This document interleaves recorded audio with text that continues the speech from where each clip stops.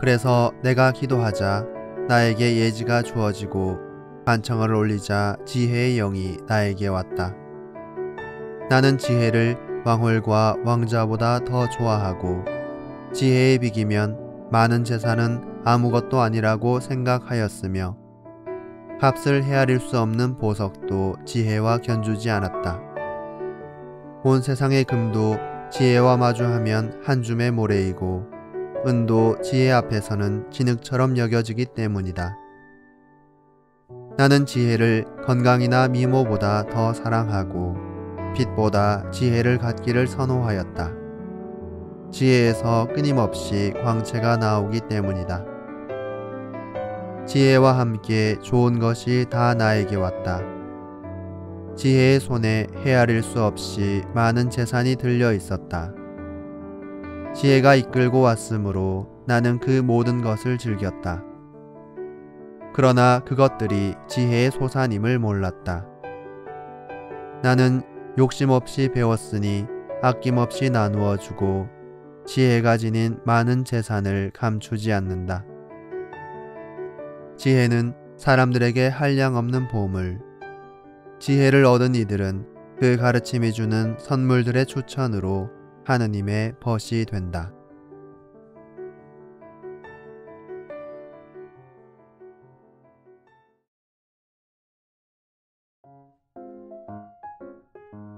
지혜서는 구약 성경 46권 중 가장 후대에 쓰여진 책이자 구약의 지혜 문학 중 유일하게 원래부터 그리스어로 쓰여진 책이라 할 수 있습니다.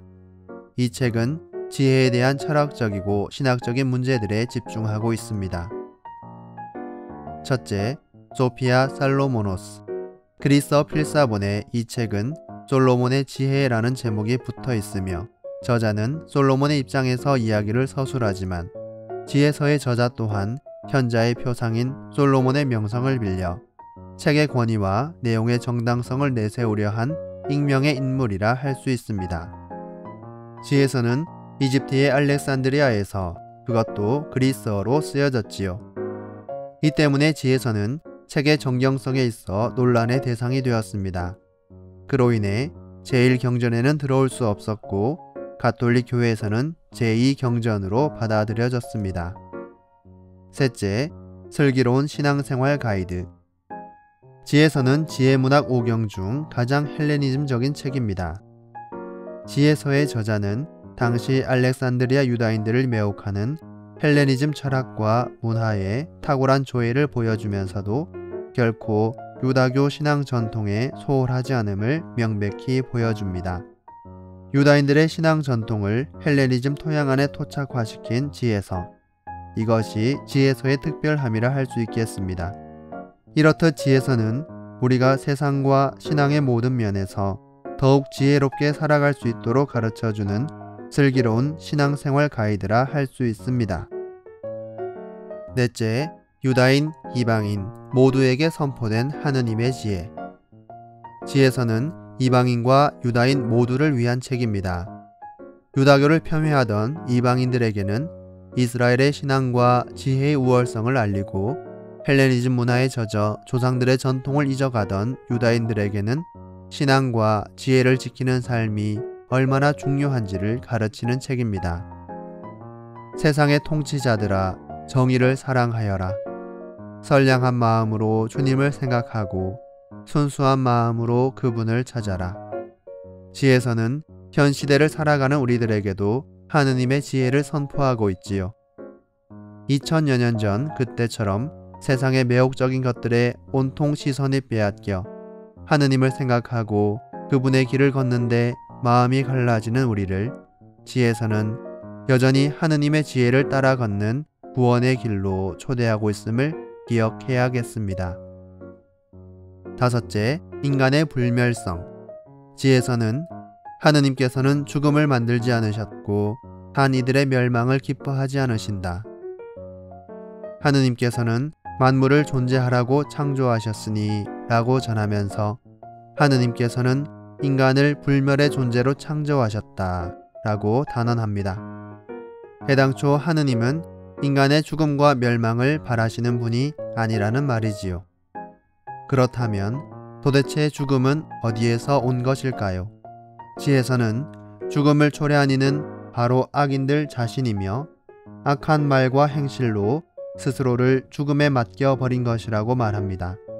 악인들은 쾌락과 방탕한 삶을 즐기고 의인을 박해하는 등 이 세상 삶이 전부인 양 살아갑니다. 그들은 우리는 우연히 태어난 몸, 훗날 우리는 잊지도 않았던 것처럼 될 것이다 라고 하며 하느님의 뜻이나 거룩한 삶에 대한 보상에 대해서는 알려고 하지 않습니다. 오늘날에도 이러한 생각으로 살아가는 사람들이 적지 않습니다. 눈에 보이는 것이 전부, 죽고 나면 모든 것이 끝이라 생각하면서 삶의 선하고 의로운 가치들을 폄훼하고 애써 외면하는 이들이 여전히 존재함을 우리는 잘 알고 있습니다. 여섯째, 하느님에게서 오는 지혜. 지혜 문학은 한결같이 영원한 생명이 오직 하느님의 지혜에서 온다고 가르칩니다. 지혜서는 내가 지혜를 가지는 것이 아니라 내가 지혜의 방문을 받는 것이라고 말합니다. 또한 대대로 거룩한 영혼들 안으로 들어가 그들을 하느님의 벗과 예언자로 만든다라고 선포합니다. 이렇듯 지혜서는 하느님의 벗이요 말씀의 예언자로 사는 삶이 우리의 힘이 아니라 오직 하느님의 지혜로 가능한 일이라는 것을 강조합니다. 하느님께 지혜를 청하지 않는 이에게 그분의 지혜가 자리 잡을 곳은 어디에도 없음을 기억하면 좋겠습니다.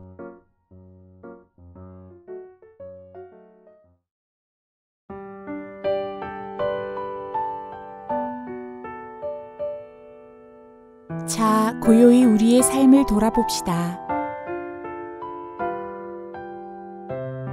지혜서는 경솔하고 부족했던 우리의 과거의 모습을 떨쳐버리고 하느님의 뜻을 담은 지혜의 삶으로 새로이 나아갈 수 있도록 특별히 우리를 솔로몬의 기도회로 초대합니다.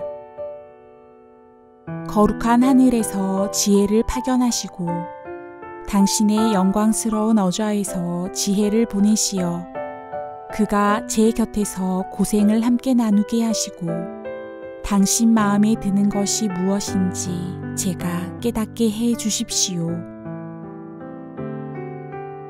하느님께서는 당신의 지혜를 청하는 이에게 필요한 지혜를 반드시 내려주시는 분이심을 기억합시다. 하느님께로부터 오는 지혜로운 삶은 정직하고 깨끗한 마음으로 선하신 그분의 뜻을 찾고 따르며 삶을 진정으로 가치 있게 살아가는 것입니다. 흘러가는 세월 안에서 겸손되이 하느님께 지혜를 청하며 하느님 마음에 드는 것이 무엇인지를 참으로 깨닫는 지혜에 충만한 삶을 살아가시길 기도합니다.